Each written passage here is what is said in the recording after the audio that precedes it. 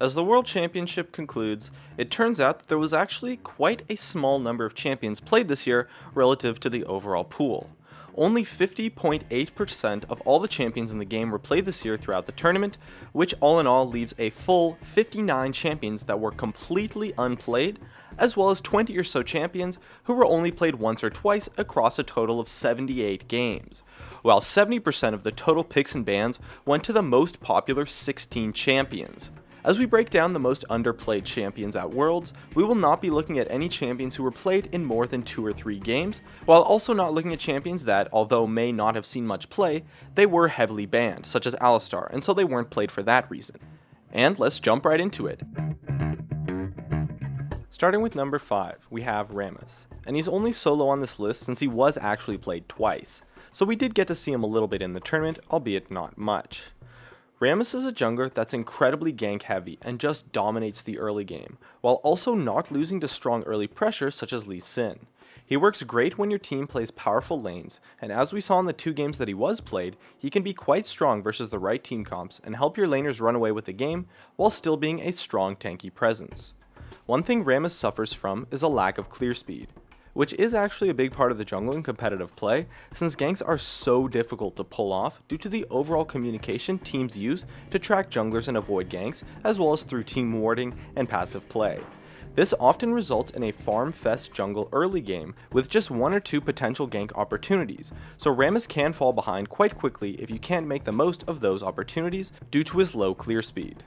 Next, on to number 4, we have Aatrox. Aatrox was an incredible pick for SK Gaming's Freddy122, who drew a ban from it every single game that he played in, leaving Aatrox at a total of 0 picks throughout the tournament. Aatrox is quite similar to the semi-tanky massive DPS top lane bruiser that completely dominated the tournament, and he can hold his own versus the common ranged AP top laners and can be a great split pusher and teamfighting threat. Now, he could have been much higher on this list if it wasn't for the lackluster reason that he wasn't played, which frankly is just because no one knows how. Freddy is by far the best Aatrox in the world, and his overall play with him from the EU LCS has shown that Aatrox can definitely succeed in this meta. It's really surprising to me that no one decided to learn Aatrox, since versus any team other than SK, it would have been considered pretty much a troll pick that could have easily taken teams off guard if practiced well, and picked at the proper times too to completely destroy certain team comps or lanes. And with the bronze medal we have Ziggs. In an assassin-dominated metagame of the tournament, you would expect anti-assassin poke champs to do quite well, which is true as seen by the success of Orianna and Jace throughout the tournament. Ziggs brings great wave clear, amazing siege, while also having some crowd control and some burst damage that can be used to melt teamfights and even catch out carries. His overall damage is solid and could have accomplished just about the same thing as what some teams did with other champions, but the problem with Ziggs is that although he does well versus melee assassins, he has trouble versus mage-oriented assassins, such as Syndra and Ahri, who have much more kill pressure overall, while still having similar wave clear and great sieging too.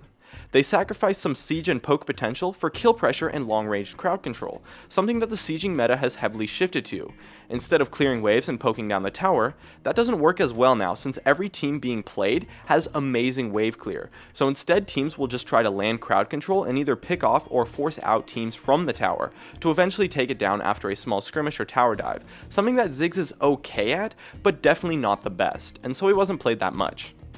Next, taking home the silver medal, we have Fiddlesticks. Insec held onto this pick until the semi-finals, but the one game where he played Fiddlesticks showed how truly game-changing of a pick it was for his team.